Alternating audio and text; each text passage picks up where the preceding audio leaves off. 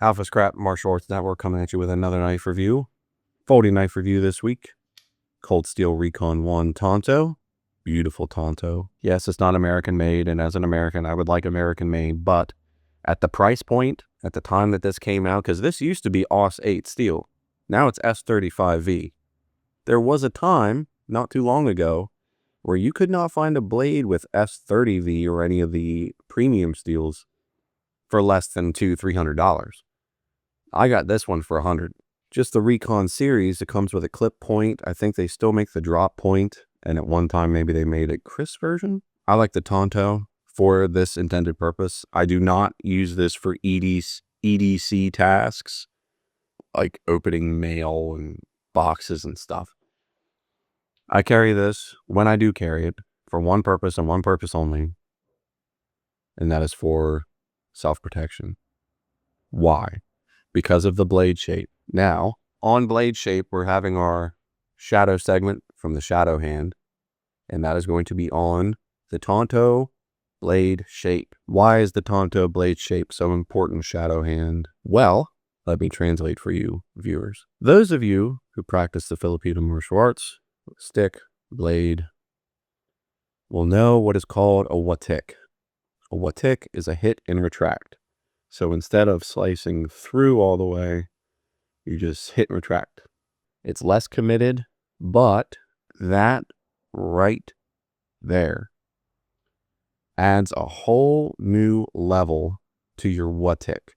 And Cold Steel has dozens of videos showcasing that exact point against carcasses of beef, etc., pigs and stuff. Not that you need to go watch that stuff if you don't want to, but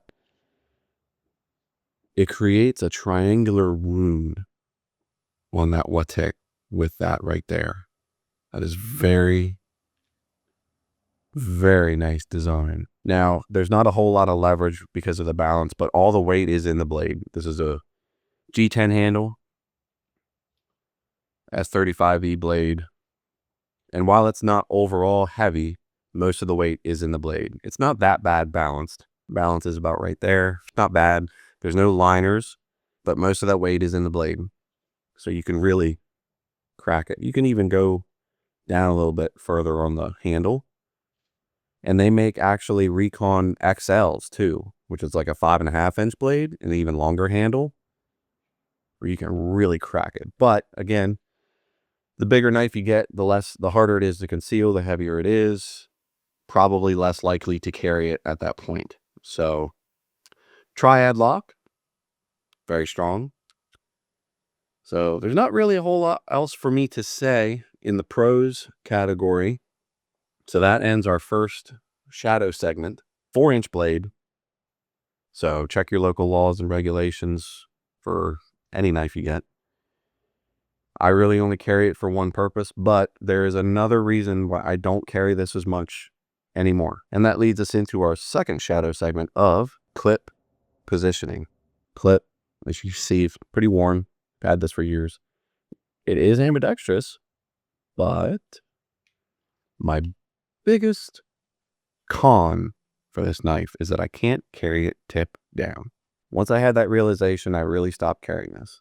And I don't ever carry this in a front pocket anymore. That is for other blades, because if it's tipped down and I pull it out of the pocket, I have to adjust my hand to the thumb stud.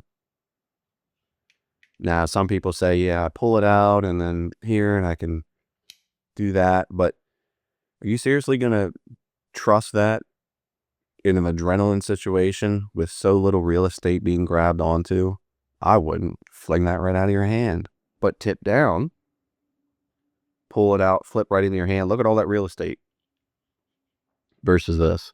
And yeah, maybe you can get around it with different kinds of pockets, but at the end of the day, it's just not as fast as the deployment method as your Spyderco Paramilitary 2, which comes in a tip down oriented position, but it's a 4-way carry option. So no matter what you like to do, you can carry it however you want. So pull this out, boom, boom.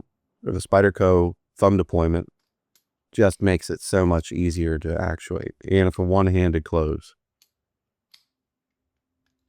I mean, I'll give you the benefit of the doubt. let's say you reach in, like you're like halfway up.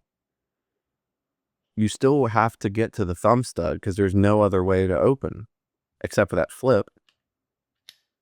See, even there, what was depressed in my hand moved to here in that whipping motion because of where my hand was. That is very important, uber important to think about whenever you're carrying a blade for this designated purpose. If you are designating it to help you protect yourself and the people you are with at that time, you need to reliably open it, always, quickly, safely, and efficiently. Now, that being said, Cold Steel Recon 1 Tanto is getting a 7 out of 10 from me for those reasons. It can gain points back if it had a 4-way carry system, maybe a different kind of thumb stud, maybe a thumb plate that the Cold Steel AK-47 has. But again, for the price point and the quality of the materials you're getting, still great knife. But keep those things in mind. We'll see you next time.